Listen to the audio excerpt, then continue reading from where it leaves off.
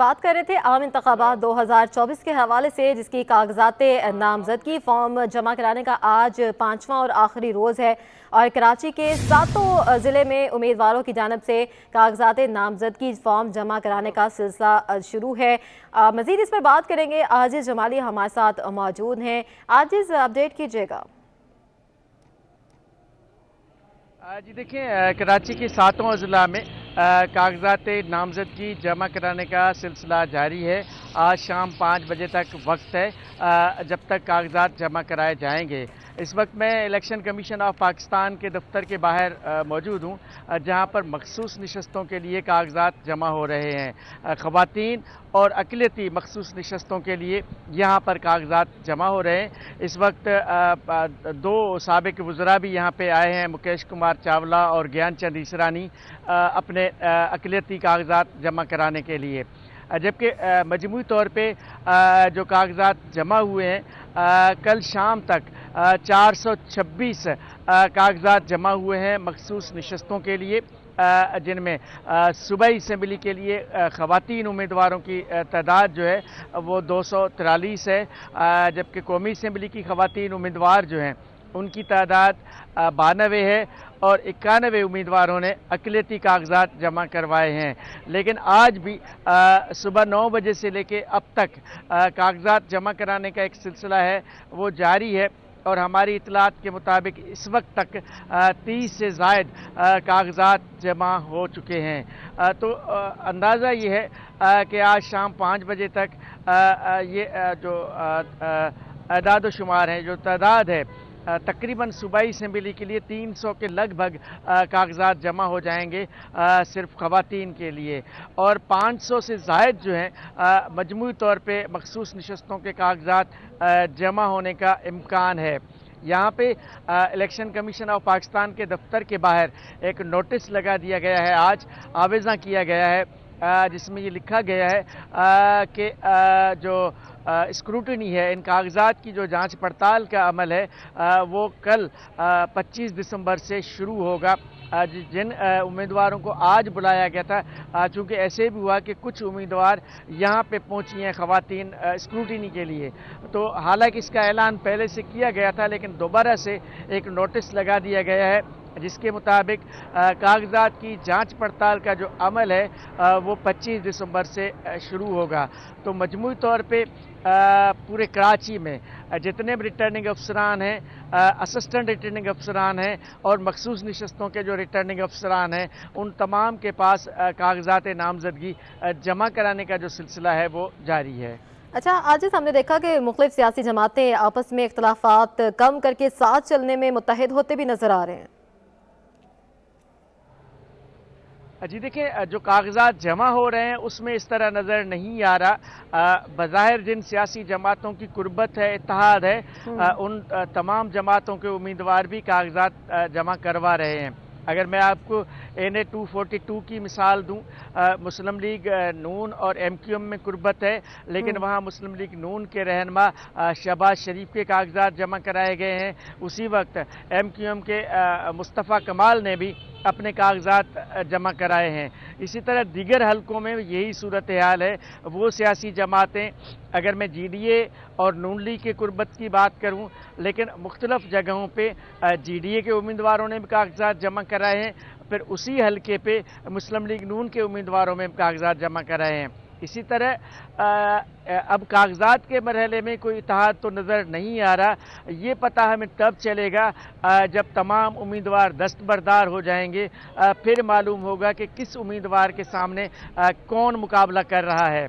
लेकिन अब तक आज तक का जो सिलसिला है वो ये है कि कागजात धड़ाधड़ जमा हो रहे हैं।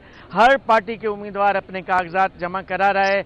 मखसूस नशस्तों के लिए तरजीह फहरस्तें भी आज शाम 5 बजे तक जमा होनी है। PTI ने अपनी ख़वातीन और अक़लियतों की तरजीह लिस्ट जमा करा दी है। अलबत्ता दीगर जमातों ने यहाँ पर अभी इलेक्शन कमीशन के पास अपनी तरजीह फहरिस्त जमा नहीं कराई है। पाकिस्तान पीपल्स पार्टी है, मुस्लिम लीग नून है, PTI ने जमा करा दी है, इस तरह जमात इस्लामी है, MQM है। इन तमाम जमातों के रहनुमाओं को यहाँ इलेक्शन कमीशन के पास पहुँचकर अपनी पार्टी की मखसूस नशस्तों की तरजीही फहरस्त बहरहाल जमा करानी है कि कौन से उम्मीदवार उनके मखसूस नशस्तों पर कामयाब होने हैं। तो ये सिलसिला चल रहा है। इत्तेहाद यहाँ नॉमिनेशंस के दौरान नज़र नहीं आ रहा। अच्छा, आज सियासी जमातों के रहनुमाओं या कारकुनान की जानिब से कोई शिकायत, कोई इन कागजात नामजदगी के हुसूल में मुश्किलात दरपेश आई, कोई ऐसी शिकायत सामने आई हैं? जी हाँ, बिल्कुल। यहाँ पे थोड़ी देर कबल पीटीआई के सूबाई जनरल सेक्रेटरी हैं अली पल, उन्होंने मीडिया से गुफ्तगू की है।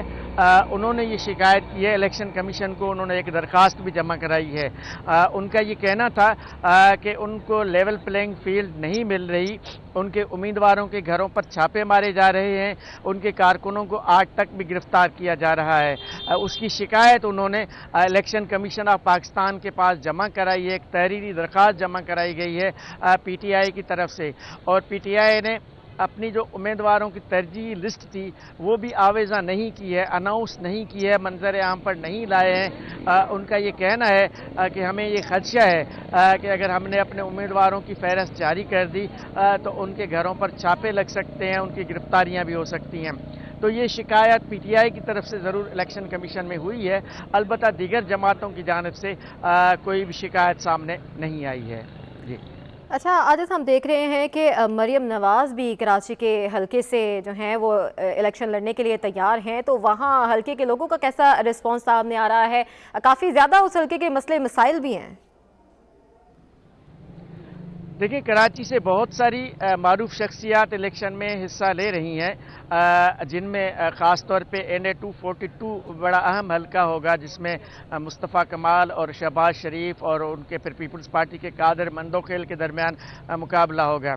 जहाँ तक मरियम नवाज़ के कागजात नामजदगी उनके कागजात लिए गए थे उनके लिए, अलबत्ता वो किस हलके से जमा हो रहे हैं और वो किस हलके से इंतखाब में हिस्सा ले रही है, कागजात आज शाम 5 बजे तक जमा हो जाएंगे, उसके बाद पता चलेगा। अलबत्ता दीगर कराची की तमाम अहम शख्सियात ने अपने कागजात जमा करा दिए हैं, और अभी भी जैसे MQM के सरबराह हैं खालिद सिद्दीकी, उनके कागजात जमा हो चुके हैं। MQM के दीगर जितने अहम रहनुमा थे उनके कागजात जमा हो चुके हैं। पाकिस्तान पीपल्स पार्टी के जो अहम रहनुमा थे उनके कागजात जमा हो चुके हैं। अलबत्ता पीटीआई ने अपने उम्मीदवारों के कागजात तो जमा कराए हैं, लेकिन उनके नामों का वो ऐलान नहीं कर पा रही। हालांकि हमारी इतलात के मुताबिक पीटीआई के खुरम शेर जमान और दीगर अभी सिदरा इमरान और दीगर रहनुमाओं के कागजात जमा कराए गए हैं, लेकिन वो बता नहीं रहे। इस तरह तमाम जमातों के रहनुमाओं ने अपने कागजात जमा करा दिए हैं, लेकिन अभी भी बाज़ जो रह गए हैं उनके कागजात जमा कराने का सिलसिला जारी है।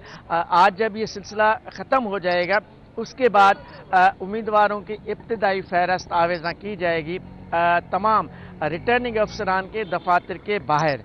यानी ये जो रिटर्निंग अफसरान जो कागजात वसूल कर रहे हैं उन्हीं रिटर्निंग अफसरान के दफातर के बाहर उम्मीदवारों की इब्तिदाई फहरस्त आवेज़ा की जाएगी। इसी तरह इलेक्शन कमीशन ऑफ पाकिस्तान में मखसूस नशस्तों के लिए जिन उम्मीदवारों के कागजात जमा हुए हैं उनकी इब्तिदाई फहरस्त आवेज़ा की जाएगी। अब उसके बाद देखना है, फिर स्क्रूटिनी का मरहला है, फिर कागजात अगर मुस्तरद होते हैं तो उनकी अपीलों का मरहला है, ट्रिब्यूनल्स का मरहला है, दस्तबरदारी का मरहला है। इन सारे मराहल से गुजर कर 13 जनवरी को उम्मीदवारों को निशानात अलाट होंगे और 13 जनवरी को फिर वो हतमी दस्तबरदारी के बाद लिस्टें लगेंगी। वही बुनियादी तौर पे उम्मीदवार होंगे जिनका मुकाबला होगा, वही उम्मीदवार होंगे जो मैदान में होंगे जिनका 13 जनवरी की लिस्ट में नाम होगा। ठीक है, आदिल जमाली हमें अपडेट कर रहे थे, तफसीलन अपडेट कर रहे थे, आपका बहुत शुक्रिया। आम इंतखाबात साल 2024 के कागजाती नामजदगी जमा करवाने का आज 5वां और आखिरी रोज़ है। पीपल्स पार्टी के मुअज़्ज़िम कुरैशी ने भी ज़िला कुरंगी PS 94 से भी कागजाती नामजदगी जमा करवा दिए हैं, जिनका कहना है कि पीपल्स पार्टी कुरंगी से कामयाबी समेट रही है। हम पुरुमीद हैं कि आम इंतखाबात में पीपल्स पार्टी यहाँ से कामयाबी हासिल करेगी। अपडेट कर रहे हैं आम इंतखाबात के हवाले से, इस पर मज़ीद बात कर लेते हैं। ताहा मलिक ने हमें ज्वाइन किया है। जी ताहा, बताइए। जी बिल्कुल, देखिए आने वाले इंतखाबात के लिए जो है कागज़ात नामज़दगी का जो जमा कराने का सिलसिला है वो जारी सारी है। इस वक्त मेरे साथ पीपल्स पार्टी के मुतवक्किल उम्मीदवार PS 94 से मौज़म कुरैशी साहब मौजूद हैं, उनसे मज़ीद गुफ्तगू करते हैं। सर मुझे बताइएगा कि आप कितने ज़्यादा पुरुमीद हैं कि आप यहाँ से जो है वो नशिस्त निकाल लेंगे और तमाम तर सूरत-ए-हाल से भी वहाँ जी, बहुत शुक्रिया। सबसे पहले तो मैं आपको एक बात बताऊँ, पुरुमीद होने की बात उस सारे शहर को पता है, सारे मुल्क को पता है कि पाकिस्तान पीपल्स पार्टी ने कराची के अंदर रिकॉर्ड तोड़ काम कराए हैं और कराची के अंदर पूरी वेव है इस वक्त पाकिस्तान पीपल्स पार्टी की। और आपने देखा जिस तरह हमारा मेयर मुर्तज़ा वहाब साहब भी पाकिस्तान पीपल्स पार्टी के हैं, हमारे यहाँ town chairman Pakistan peoples party से हैं, तो इंशाल्लाह हमने काम इतने ज़्यादा कराए हैं। हम पुरुमीद इस वजह से हैं कि हमने लोगों को डिलीवर किया है, हमने लोगों के ग्रास रूट के इशूज़ हल किए हैं। हम चेयरमैन बिलावल भुट्टो ज़रदारी साहब की विज़न के मुताबिक, और उनका विज़न यही है कि लोगों की जितना ज़्यादा फलाह बहबूद का काम हो सके, उनके मसाइल को हल किया जा सके ग्रास रूट पे, हम उसको कर रहे हैं। हमारे साथ इस वक्त आप देख रहे हैं ज़िले सदर भी जावेद शेख साहब भी मौजूद हैं, और इनकी क़यादत के अंदर और तमाम हमारे जो वर्कर्स हैं, हमारे जो ओहदेदारान हैं, सब सुबह शाम कोशां रहते हैं कि हम ज़्यादा से ज़्यादा लोगों की खिदमत कर सकें। और जब इंसान लोगों की खिदमत करता है तो लोग उन पर ट्रस्ट भी करते हैं, आपको पता ही है। और इंशाल्लाह पूरी यकीन है, पार्टी जिसको भी टिकट देगी, पाकिस्तान पीपल्स पार्टी जिसको भी टिकट देगी, पाकिस्तान पीपल्स पार्टी का हर उम्मीदवार बहुत अच्छा रिज़ल्ट लेके आएगा। और मैं समझता हूँ कि एक सरप्राइज़ होगा इस दफ़ा कराची के अंदर, पाकिस्तान पीपल्स पार्टी जो है वो बहुत सारी नशिस्तें हासिल करेगी। अभी माजी में भी हाल ही में हम कह सकते हैं कि इसी साल जब बलदियाती इंतखाबात हुए तो इस टाउन को जीत करके पीपल्स पार्टी ने सरप्राइज़ दिया था दीगर जमातों को। तो आप क्या समझ रहे हैं कि तमाम ज़िलाई सूबाई असम्बलियों की नशस्तों और कौमी असम्बली की नशस्तों पर जीत कर दोबारा सरप्राइज़ देने जा रहे हैं? जी बिल्कुल, आप ज़ाहिरी बात है, इतना काम किया है शहर के अंदर, अरबों रुपए का बजट इधर पे एलोकेट किया गया, रोड्स बनाई गई, पुल बनाए गए, पार्क्स बनाए गए, तो लोग ज़ाहिरी बात है देख रहे हैं कि कौन हकीकी तौर पे पाकिस्तान पीपल्स पार्टी है जो हकीकी तौर पे अवामी खिदमत के ऊपर यकीन रखती है। बाकी जिन लोगों ने सिर्फ बातें की और सिर्फ मफरूज़ों की बुनियादों पर सियासत की, मैं समझता हूँ कि अब उनके घर जाने का वक्त आ गया है और हर तरफ एक ही नारा होगा कि जीत का निशान तीर का निशान। बहुत शुक्रिया। पीपल्स पार्टी के मुतवक्किल उम्मीदवार हमारे साथ मौजूद हैं। इनका कहना था कि कोरंगी में जो है वो पीपल्स पार्टी ने काफ़ी डेवलपमेंट का काम किया और इन डेवलपमेंट के कामों की बुनियाद पर जो है वो पीपल्स पार्टी यहाँ से कामयाबी हासिल करेगी। आम इंतखाबात 2024 के लिए कागजात नामजदगी फॉर्म जमा कराने का आज आखिरी रोज़ है। अपडेट जानने के लिए बात करेंगे, अक्सा शाहिद ने हमें ज्वाइन किया है। अक्सा, अपडेट कीजिएगा। जी बिल्कुल, आम इंतखाबात के पहले मरहले का आज आखिरी रोज़ है। यहाँ पर आज इतनी गहमा गहमी नहीं है, लेकिन MKM के सीनियर डिप्टी कन्वीनर खालिद मकबूल सिद्दीकी के वकला ने यहाँ पर आके जो है वो आज कागजात नामजदगी जमा करवाए। खालिद मकबूल सिद्दीकी डिस्ट्रिक्ट सेंट्रल से 3 हलकों पर जो है वो उम्मीदवार होंगे। 248, 249 और 250 से जो है वो यहाँ पे इलेक्शंस में खड़े होंगे। इनके वकला तारिक मंसूर ने आज अब से कुछ देर पहले जो है वो यहाँ पर आके कागजात नामजदगी जमा करवाए। इसके अलावा मुख्तलिफ जो मुस्लिम इस्लामी जमातें हैं वो यहाँ पर आ रही हैं और कागजात जमा करवा रही हैं, लेकिन वो रश यहाँ पर नहीं देखा जा रहा। तकरीबन अब चंद घंटे बाकी हैं जिसमें जो है अब ये सिलसिला जो है वो ख़त्म हो जाएगा। 5 बजे मुकम्मल तौर पर जो है इसका वक्त ख़त्म हो जाएगा और आखिरी रोज़ है, तो उसके हवाले से भी जो है वो यहाँ पर इतनी गहमा गहमी नहीं देखी जा रही। आज़ाद उम्मीदवार के तौर पर जो है वो उम्मीदवार यहाँ पर आ रहे हैं और कागजात नामजदगी जमा करवा रहे हैं। पीपल्स पार्टी की भी कुछ रहनुमाओं ने आके जो है वो कागजात यहाँ पर जमा करवाए। फिरदौस शमीम नकवी ने आज़ाद उम्मीदवार के तौर पर जो है वो 250 NA 250 से जो है वो यहाँ पे कागजात नामजदगी जमा करवाए। वकला की तादाद हम यहाँ पर ज़्यादा देख रहे हैं कि वो यहाँ पर आ रहे हैं, आज़ाद उम्मीदवार के तौर पे जो है वो कागजात जमा करवा रहे हैं। डिस्ट्रिक्ट सेंट्रल से जो है वो टोटल 13 नशिस्तें जो है वो यहाँ से निकलेंगी। 4 नशिस्तें हल्का NA की निकलेंगी और कौमी असम्बली की जो है वो 9 सीटें जो है वो यहाँ से निकलेंगी। हम देख रहे हैं कि जो NA 250 की सीटें हैं उस पर टफ कंपटीशन होने वाला है। MKM के रहनुमा हैं, पीपल्स पार्टी के हैं और अमीर जमात इस्लामी हाफिज़ नईमुर रहमान भी 250 से जो है वो उम्मीदवार होंगे। खालिद मकबूल सिद्दीकी, अमीर जमात इस्लामी, ख्वाजा सुहेल मंसूर ये जो है 250 की सीट पर उम्मीदवार होंगे। आज ये मरहला जो है वो मुकम्मल तौर पर ख़त्म हो जाएगा और कल से जो है वो जाँच पड़ताल का सिलसिला शुरू होगा, तो हम देखेंगे कि किसकी स्कूटनी निकलती है। अब जो है आज हम ये भी देख रहे थे कि जिन उम्मीदवार के कागजात मुकम्मल नहीं थे, जिनके कागजात में कोई ना कोई मसला था, उनकी फॉर्म्स नहीं जमा हो पाए थे, आज वो आके जो है वो अपना यहाँ पर कागजात जमा करवा रहे हैं। लेकिन मेरा कैमरामैन आपको दिखा सकते हैं कि जो ये रास्ता है यहाँ पर बिल्कुल सन्नाटे पड़े हुए हैं। डिस्ट्रिक्ट सेंट्रल में जिस तरह की गहमा गहमी होनी चाहिए थी वो नहीं नज़र आ रही, लेकिन City 21 न्यूज़ ने जो है वो डिस्ट्रिक्ट सेंट्रल के 4 हल्के और 9 नशिस्तों के कुल वोटर्स की तादाद भी निकाल ली। कुल वोटर्स की तादाद जो है वो डिस्ट्रिक्ट सेंट्रल में 21,45,026 है। ये इब्तदाई फहरिस्त लिस्ट है, इसमें जो है वो कुछ तौर चेंजेस हो सकती हैं आगे, फिर हम आपको फाइनल लिस्ट भी बताएंगे। लेकिन इब्तदाई तौर पर जो है वो 21 लाख की आबादी यहाँ से निकल रही है वोटर्स की। उम्मीदवार का टर्नआउट जो है वो इस दफ़ा इतना नहीं रहा यहाँ पर जो होना चाहिए था। 2 रोज़ा तोसी के बाद भी जो है वो हमने यहाँ पर देखा कुछ खास गहमा गहमी देखने में नहीं आई। तीसरे रोज़ हमने देखा था कि यहाँ पर उम्मीदवार आ रहे थे, शोर शराबा था, गहमा गहमी थी, लेकिन 2 रोज़ तोसी के बाद जो है वो यहाँ पर कुछ खासा रश देखने में नहीं आया है। अब तक भी यहाँ पर हम देख रहे हैं कि सुबह से ये वक्त आ गया, कोई उम्मीदवारों का इतना रश नहीं है, रास्ते बिल्कुल खाली हैं, सन्नाटा पड़ा है। आरओ जो है वो मुसलसल 5 रोज़ जो है वो राह तकते रह गए कि उम्मीदवार आएँ और यहाँ पे कागजात जमा करवाएं, लेकिन जो है वो रश यहाँ पे नहीं मिला। जी अच्छा अक्सर बताइएगा कितने कागजात यहाँ वसूल होने के लिए मौजूद हैं और कितने जमा हो चुके हैं? जी बिल्कुल, अगर बात करें गुज़िश्ता 4 रोज़ की तो डिस्ट्रिक्ट सेंट्रल में जो है एनए की सीट, एनए के चारों हलके जो है उनके लिए तमाम कागजात जो है वो अब तक सिर्फ 250 फॉर्म जारी हुए और 115 फॉर्म जो है वो यहाँ पर कुल जमा हुए। जबकि 9 सूबाई असम्बली की जो 9 नशिस्तें हैं उनके लिए 400 फॉर्म जो है वो जारी किए जा चुके हैं, लेकिन जो जमा हुए हैं उनकी कुल तादाद जो है वो 280 के करीब है। इस तरह से जो फॉर्म जमा हुए हैं उनकी 280 की तादाद है, जो जारी हो चुके हैं वो 400 से ज़्यादा हैं। जी अक्सर शाहिद हमारे साथ मौजूद हैं। आज गहमा गहमी जो है वो नज़र नहीं आ रही है। कागजात नामजदगी का आज आखिरी रोज़ है और 250 फॉर्म आए हैं, जिसमें से 110 फॉर्म से जो हैं वो जमा हो चुके हैं। अक्सर बताइएगा कि अब जैसे जैसे टाइम ख़त्म होता जा रहा है तो यहाँ जो है गहमा गहमी शुरू होने के चांसेस हैं। जी बिल्कुल, जब हमारी आरओ से यहाँ पर बात हुई तो उनका कहना ये था कि जब आखिरी रोज़ होता है, सालों से जो इलेक्शन होते आ रहे हैं, तो उसमें देखा ये जाता है कि 3 बजे के बाद जो है वो आखिरी रोज़ रश इस कदर बढ़ जाता है कि हम जो है वो 1 बाय 1 आने की जो है वो परमिशन देते हैं। अफसरान जो है, पुलिस अफसरान, वो गेट पे खड़े कर दिए जाते हैं कि एक-एक करके तमाम लोग अंदर आएँ ताकि किसी भी किस्म की बदमज़गी ना हो। यहाँ से डिस्ट्रिक्ट सेंटर में जो हम 4 रोज़ से देख रहे हैं कि पुलिस की तो यहाँ पर नफरी मौजूद है, फुल इंतज़ाम किए हुए हैं, लेकिन वो रश नहीं है कि जो पुलिस अफसरान हैं उनको किसी किस्म की सख्ती करनी पड़े या किसी किस्म की जो है वो ज़ोर ज़बरदस्ती करनी पड़े।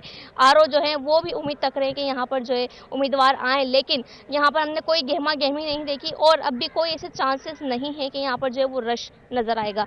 और आरओ जो है वो बैठे हुए कुर्सियाँ लगाए कि उम्मीदवार आके कागजात जमा करवाएं, लेकिन कोई सूरत हाल यहाँ पर 4 रोज़ से नहीं हुई, ना ही अभी कुछ देखने में आ रही है। जी ठीक है, अक्सर शाहिद हमें तफसीलन अपडेट कर रही थी, आपका बहुत शुक्रिया।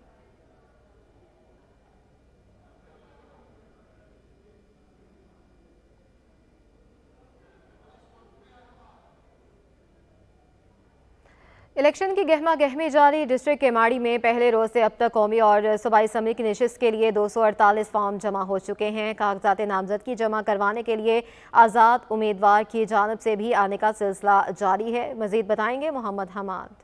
ये देखिए, इलेक्शन 2024 के लिए कागजात नामजदगी का जो है वो अमल आखिरी रोज़ भी जारी है।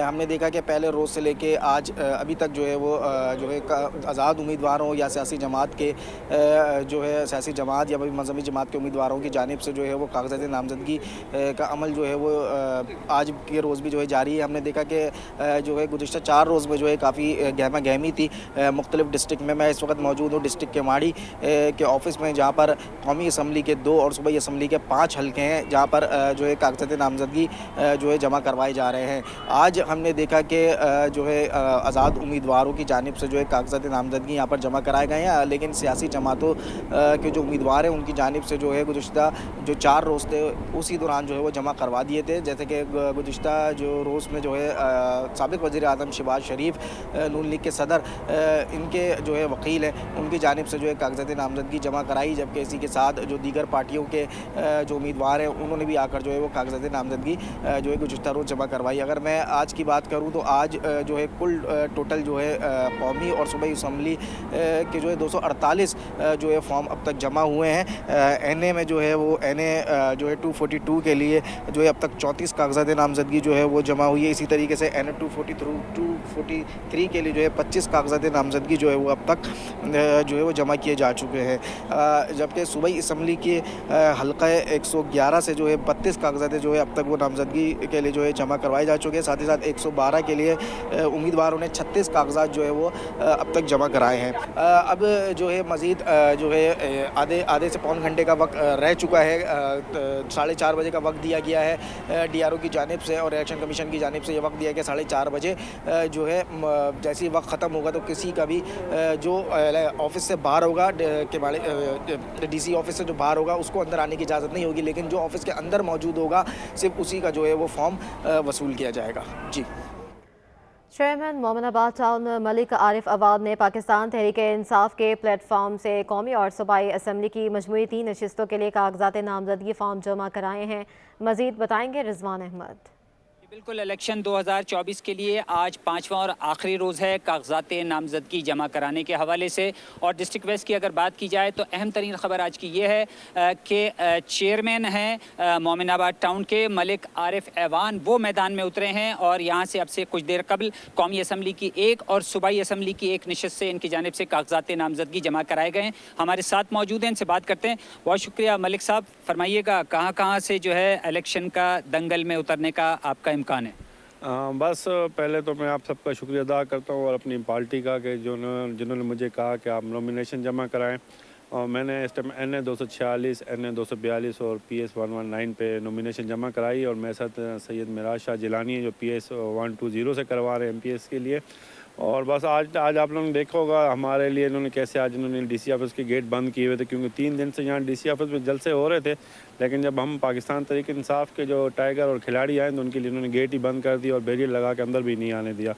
बाकी अल्लाह खैर करेगा, इंशाल्लाह इसका 8 फरवरी को इंशाल्लाह जीत इंशाल्लाह पाकिस्तान तहरीक इंसाफ की होगी। अच्छा, ये बताइएगा कि जिस तरह RTA का सिस्टम जो है वो बिठाने की बात हुई थी, सियासी जमातों की जानिब से एतराज़ात सामने आए थे, EMS सिस्टम इस मरतबा मुतारिफ़ कराया गया, बताया जा रहा है कि वो भी मुकम्मल तौर पर फ़ाल नहीं हो सका है, क्या कहेंगे इस पर आप? देखो इस पे कबल वक्त कहना कुछ बेहतर नहीं है। मैं अब जो जिस तरह के हालात चल रहे हैं हमें तो उस पर भी कुछ डाउट्स हो रहा है कि पता नहीं कैसा रिज़ल्ट आएगा, कि जैसे अब इनको क्या कबल वक्त हम कहें कि इसका बाद में हम कुछ बताएंगे। बैक वक्त 2 कौमी असम्बली के हल्के आपने नॉमिनेशन फॉर्म जो है सबमिट किए हैं और एक सूबाई असम्बली से, फ़ाइनल क्या हम तवक्का रखें कि कहाँ से जो है आप इलेक्शन लड़ेंगे? बस जहाँ से पार्टी का फैसला है और पार्टी ने जहाँ से मुझे टिकट दिया, अगर वो NA 246 पे दें या 42 पे दें या PS कहीं पे से भी दें, अगर पार्टी ने कहा था कि आप नॉमिनेशन जमा करवाएं तो जहाँ से पार्टी देगी इंशाल्लाह खान के खिलाड़ी हैं, जहाँ से भी जंगल से भी देगी तो इंशाल्लाह वहाँ से भी खान के लिए खड़ने के लिए तैयार हैं, क्योंकि इस टाइम पूरे पाकिस्तान में एक खान साहब की फ़िज़ा है। टाउन के आप चेयरमैन भी हैं और इसके साथ साथ जो है आप ये इलेक्शन में आम इंतखाबात में भी हिस्सा लेने जा रहे हैं, तो ये मुझे बताइए कि वो टाउन की चेयरमैनशिप का क्या होगा? ये पार्टी डिसीजन लेगी। अब पार्टी पहले देखेंगे, अगर मैं विन कर जाता हूँ तो उसके बाद पार्टी डिसीजन होगी कि वो पार्टी मुझे रखना चाहती है, टाउन में रखना चाहती है या MPS पे करना चाहती है या MNS पे। ये पार्टी डिसीजन और खान साहब का जो फैसला जेल से आएगा उनको फैसला होगा। बिल्कुल, मलिक आरिफ ऐवान कह रहे हैं कि पार्टी डिसीजन का इंतज़ार है, पार्टी के अहकामात पर ही 2 कौमी असम्बली और एक सूबाई असम्बली के हल्के से नॉमिनेशन फॉर्म जो है वो सबमिट करा दिए हैं और जो डिसीजन सामने आएगा उसके मुताबिक ये मानवान अमल करेंगे। जी। महंगाई ने गरीब से उसकी सस्ती सवारी भी छीन ली। साल 2023 में मोटरसाइकिल की कीमतों में रिकॉर्ड इजाफा हुआ है। मजीद इस पर बात करेंगे हमारे नुमाइंदे काविश मेमन से। काविश, अपडेट कीजिएगा। बिल्कुल, देखें साल 2023 में मोटरसाइकिल की कीमतों में भी होशरुबा इजाफा देखने में आया। मोटरसाइकिल का कंपनियां साल भर कीमतों में इजाफा करती रही। अगर बात की जाए 70 सीसी मोटरसाइकिल की तो वो 1,05,000 की हो चुकी है, जबकि इससे पहले 70 से 80,000 में फरोख्त हुई थी। 1,39,000 इजाफे के बाद 1,57,000 रुपए तक पहुंच गई है। बात की जाए यामाहा की तो वो भी 3,50,000 से 4,05,000 तक फरोख्त हो रही थी, जो अब इजाफे के बाद 3,96,000 और 4,54,000 तक पहुंच गई है। इसी तरह सुजुकी है, उसने भी कीमतों में इजाफा किया, तकरीबन ज़्यादा से ज़्यादा 4,15,000 रुपए तक फरोख्त हो रही थी, जो अब इजाफे के बाद 3,52,000 से 5 लाख रुपए तक फरोख्त होने लगी है। तो इस हवाले से जो मोटरसाइकिल डीलर्स एसोसिएशन है उनका कहना है कि रवां साल मोटरसाइकिल की कीमतों में तकरीबन 55% तक इजाफा हुआ है। इसकी वजह है कि कंपनी ने खाम माल, पेट्रोलियम मसनूआत और दीगर वजूहात को बुनियाद बना के कीमतों में इजाफा किया और यही वजह है कि जब कीमतों में इजाफा हुआ तो लोगों की कुव्वत खरीद मुतासिर हुई है। लोगों ने मोटरसाइकिल की जो परचेज है वो कम कर दी। और इस हवाले से भी आदाद-ओ-शुमार सामने आए कि चीनी मोटरसाइकिल की फरोख्त में भी जो है 27 जो है वो फीसद तक जो है वो कमी देखने में आई है और बताया जा रहा है कि वो कम होकर 3 लाख रुपए पर आ गई है। जी ठीक है, बहुत शुक्रिया काबिश। मौसम की तब्दीली के साथ ही शहर में लंडा बाजार सज गए हैं, लेकिन कीमतें क्या चल रही हैं ये बताएंगे फरहान खान। जी बिल्कुल, शहर कायद में सर्दी तो आ गई है, लेकिन वहीं जहां हम देखा करते हैं कि शहर कायद में सर्दी आते ही जो लंडा बाज़ार सज जाते हैं उनमें जो है वो रौनकें भी बहाल हो जाती हैं। लोग जो है वो इस्तेमाल शुदा अशिया ख़रीदने के लिए जो है वो लंडा बाज़ार का रुख करते हैं। लेकिन इस वक्त जो है वो मैं कोरंगी क्रॉसिंग की रोड साइड के ऊपर लगने वाली एक मार्केट पर मौजूद हूँ, जहाँ पर जो है वो बड़ी तवील ये जो है मार्केट लगती है। पूरी रोड साइड जो है वो ठेले लगे होते हैं जिन पे जो है वो इस्तेमाल शुदा अशिया, स्वेटर, जैकेट्स, गर्म मलबूसात जो है वो बेशुमार होते हैं। लेकिन जो है महंगाई के बाइस जो है वो यहाँ पे जो है वो शहरियों का रश जो है वो बिल्कुल ही ना होने के बराबर है। इस वक्त हमारे साथ जो है वो एक दुकानदार भी मौजूद है, इनसे ही बात करने की कोशिश करते हैं। मुझे बताइएगा सर कि क्या वजह है कि लोग पहले तो आते थे, अब तो इस्तेमाल शुदा अशिया भी नहीं ले पा रहे? असल में जनाब महंगाई इस कदर ज़्यादा हो गई है कि जिस वजह से जो है ना लोग बहुत मुश्किल हो गई है कि लंडे का माल भी ख़रीद सकें और अपने बच्चों को पहना सकें। हम लोग लगाते हैं 16-17 साल से काम कर रहे हैं, पिछले 16 साल भी गुजारे हैं हमने, और ये लॉकडाउन के बाद के 3 साल भी हमने गुजारे हैं। ये इस कदर इंतहाई सख्त हमारे गुजरे हैं, माल इतना महंगा है पीछे से कि जितने में हम 10,000 का सुजुकी भर के माल ले आते थे, तो आजकल ऐसा है कि 50,000 भी लेके जाएँ तो रक्शे में माल नहीं आता। बहुत महंगाई हो गई है, हर किसी के बस से बाहर हो गया है लंडा भी। अच्छा, मुझे ये बताइएगा कि पहले जिस माल की कीमत 100-200 हुआ करती थी, अब उस जैकेट और उस माल की कीमत क्या है? ये जनाब मैं 3 साल पहले बेचता था, 150 रुपये का रेट था जैकेट का। अभी 350 रुपये की सेल में जैकेट बेच रहा हूँ मैं। माल महंगा हो गया है, इस वजह से 350 रुपये का बेच, 200 रुपये का फ़र्क आ गया है। पीछे मार्केट में हज़ारों का फ़र्क आया है। जो बंडल 10,000 का आता था वो इस वक्त 25,000 का आ रहा है, 25,500 का आ रहा है। महंगाई बहुत ज़्यादा हो गई है। अच्छा, मुझे बताइएगा कि यहाँ पे ग्राहक आते हैं तो क्या दाम सुन के रुकते भी हैं या सिर्फ सुन के आगे चले जाते हैं? नहीं, रुकते हैं, ख़रीदारी करते हैं भाई, ऐसी बात नहीं है। जो बच्चों को, जिनको मोहब्बत है ना अपने अपने बच्चों से, वो लेते हैं। लेकिन बहुत सारे लोग चले जाते हैं, उनके बस में नहीं आता है, उनके बारे में नहीं आता है। 250 रुपये 300 रुपये उनको बहुत ज़्यादा लगते हैं ना, इस वजह से वो चले जाते हैं। लोग बोलते हैं इतना महंगा अगर लंडा लेना है तो नया ले लें। जी बिल्कुल, ये दुकानदार हमारे साथ मौजूद, तो उनका ये कहना है कि लोग आते तो हैं, लेकिन अक्सर औकात जो है लोग जो है वो उनकी क़ुव्वत ख़रीद जो है वो 200-300 वाली चीज़ भी नहीं होती है, वो दाम सुन के जो है वो आगे बढ़ जाते हैं। यही वजह है, महंगाई ने जो है वो लंडा बाज़ारों की रौनकें भी जो है वो ख़त्म करके रख दी हैं। जी, कराची में लगने वाले हफ्तावार बचत बाज़ार आवाम को महंगाई से रिलीफ फ्राहम करने का ज़रिया बनने लगे। आयमा खान अपडेट करेंगी। बिल्कुल, शहर कायद में इतवार के रोज़ जो है वो मुख्तलिफ मकामात पर इतवार बाज़ार जो है वो लगाए जाते हैं, जहाँ शहरियों की बड़ी तादाद जो है वो इतवार बाज़ार का रुख करती हैं। चूँकि इतवार बाज़ार में जो चीज़ें हैं वो मुनासिब दामों में मिल जाती हैं, यही वजह है कि इतवार वाले दिन जो है वो शहरी बड़ी तादाद में इतवार बाज़ार का रुख करते हैं। इस वक्त हम मौजूद हैं मेहरान टाउन में लगाए गए इतवार बाज़ार में। यहाँ पर मेरे साथ दुकानदार मौजूद हैं, हम इनसे बात करते हैं। बताइएगा, इतवार बाज़ार लगाया जाता है तो आप क्या समझते हैं, ये इतवार बाज़ार जो है वो शहरियों के लिए कितना फ़ायदेमंद है? ये माशाल्लाह बचत बाज़ार है।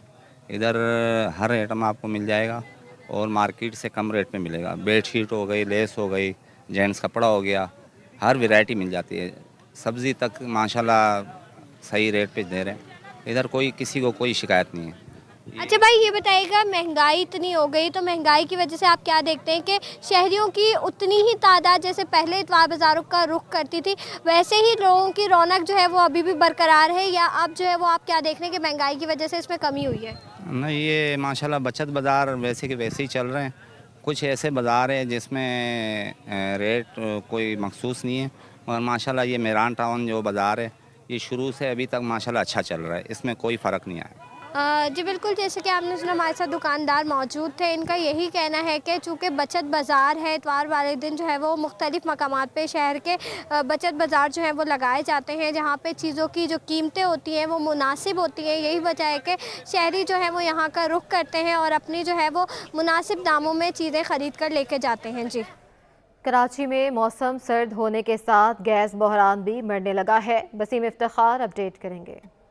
बिल्कुल शहर कायद में जिस तरह से गैस बहरान संगीन होता जा रहा है तो उस तनाजुर में लकड़ी के इस्तेमाल में भी जो है वो इजाफा देखने में आ रहा है। बिलखुसूस घरेलू सार्फिन हों या फिर पकवान सेंटर्स के मालकान हों, वो अब लकड़ी जलाकर अपने जो है तमाम तर मामलात को मुकम्मल करने की कोशिश कर रहे हैं, लेकिन इसके साथ साथ लकड़ियों की कीमतों में भी जो है वो इजाफा देखने में आ रहा है। मैं इस वक्त कोरंगी के इलाके में एक लकड़ी के टाल पर मौजूद हूँ और यहाँ पर हम देख रहे हैं कि लकड़ी की फ़ी किलो कीमत में तकरीबन 6 रुपये तक का इजाफा हो चुका है। इस वक्त मेरे साथ मौजूद हैं इस स्टाल के मालिक ग़ुलाम रसूल। इनसे जानते हैं, ग़ुलाम साहब, कौन सी लकड़ी इस्तेमाल होती है और लकड़ी की कीमतों में कितना इजाफा हुआ है, उसकी बुनियादी तौर पर वजूहत क्या है? कीकर की लकड़ी इस्तेमाल होती है। दूसरा ये कि 850 रुपये मन लकड़ी आती थी, अब वो 1100 रुपये में ख़रीदारी हमारी हो रही है, तो हम 1300 में बेचा करते थे। अब जो 1100 की ख़रीदारी होगी तो हम 1500 रुपये से कम में बेच नहीं सकते। और टंडो आदम, बिटशा, खैबर, इन जगहों से लकड़ी आती थी। व्यापारियों के भी मनमानी रेट हो गए, आजकल इजाफा कर दिया कि माल की शार्टेज की वजह से, फैक्ट्री लाइनों में गैस ना होने की वजह से घरेलू सार्फिन को भी परेशानी का सामना करना पड़ रहा है।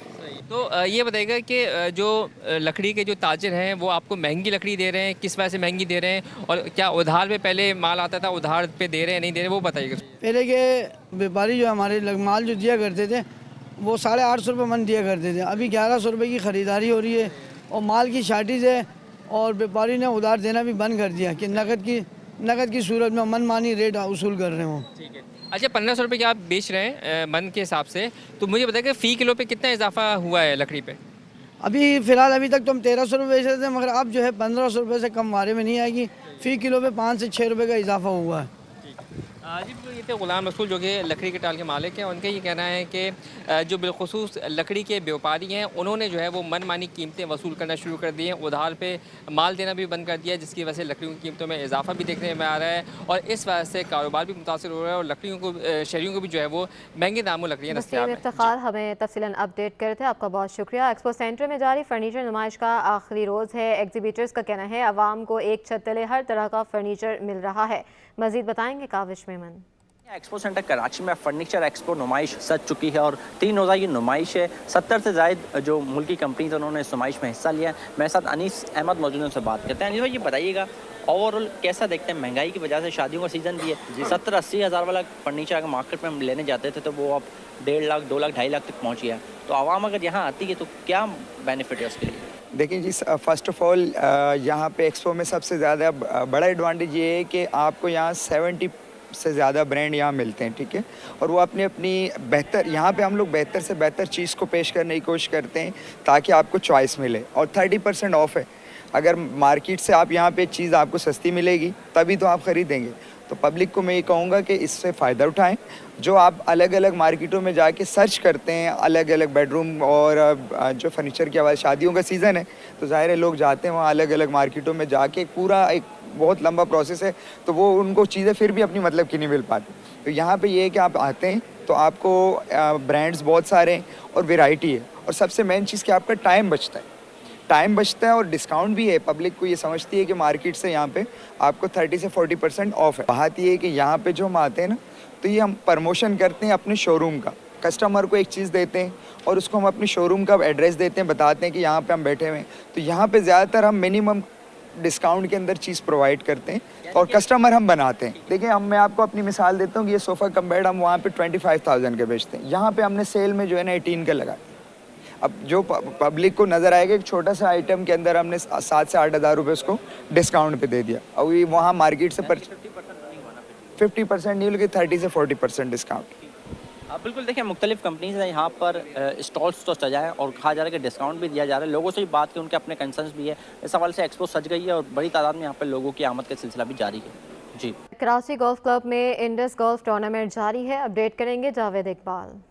जी, मैं कराची गोल्फ क्लब में मौजूद हूँ जहाँ पर Indus hospital fund raising golf tournament इख्ताम पजीर हुआ और ज़बरदस्त किस्म का मुकाबला, जिसमें 144 गोल्फर ने पूरे मुल्क से मुख्तलिफ इदारों से हिस्सा लिया। हमारे साथ इस वक्त टूर्नामेंट के रूहरमा और इंडस हॉस्पिटल के एग्जीक्यूटिव डायरेक्टर सैयद मशहूद रिजवी साहब मौजूद हैं। उनसे बात, सर कैसा रहा ओवरऑल रिस्पॉन्स?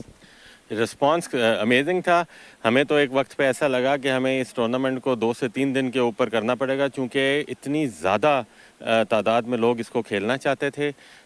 सदर पाकिस्तान भी खेले आज, आरिफ अलवी साहब, उसके अलावा बहुत जो कराची के मीडिया से लेकर बिज़नेस से लेकर बड़े नामी ग्रामी जो फिगर्स हैं जो दिल खोल कर अतियात और सदक़ात भी देते हैं पूरे साल, उन्होंने भी इसमें शिरकत की। और पूरा शहर जो है वो माशाल्लाह हमारे साथ खड़ा होता है, ख़ास तौर पे इंडस हॉस्पिटल के साथ।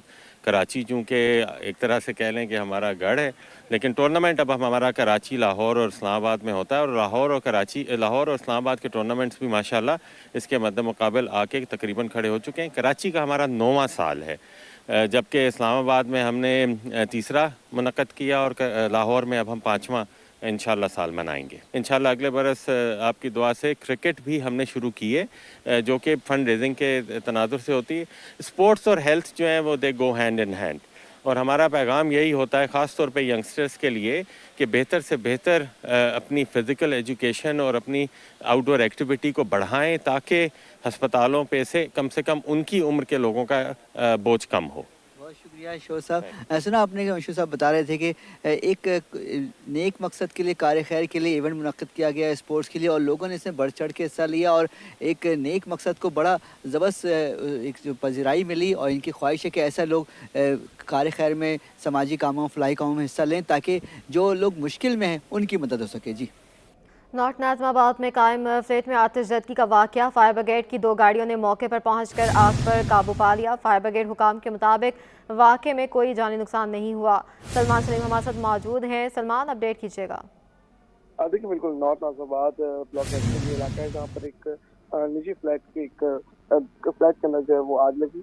आग लगने की इतना मिलते फायर ब्रिगेड की 2 गाड़ियाँ मौके के ऊपर रवाना हुई। तमाम फायर ब्रिगेड ने कार्रवाई करते हुए आग के ऊपर काबू पाया, और इस पूरे वाक़े के अंदर कोई जानी नुकसान नहीं हुआ। आग जो है वो शॉर्ट सर्किट के बाइस लगी थी, और आग की जो शिद्दत है वो बहुत ज़्यादा कम थी, जिसकी वजह से फौरी तौर के ऊपर उसको काबू किया गया और उसको बुझा दिया गया। जी, बहुत शुक्रिया अपडेट करने के लिए।